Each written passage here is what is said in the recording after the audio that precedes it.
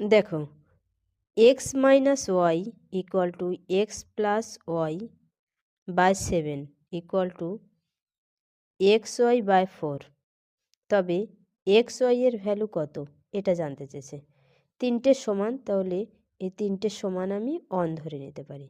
তাহলে x plus y by 7 এটাকে যদি 1 করতে চাই, তাহলে এক্স প্লাস ওয়াইকে আমাকে 7 করতে হবে। তাহলে 7 বাই 7 কেটে গেলে 1 হবে।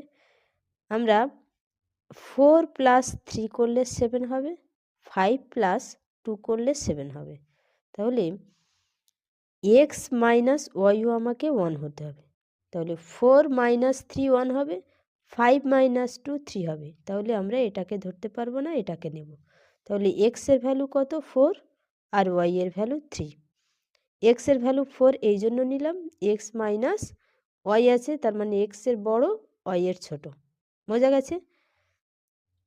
এবারে দেখো, x y by 4 equal to 1। আমি যদি এক্স আর ওয়াই এর ভ্যালু বসাই, 4 ইন্টু 3/4 কত হচ্ছে? 4 4 কেটে গিয়ে 3 হচ্ছে, 1 হচ্ছে না।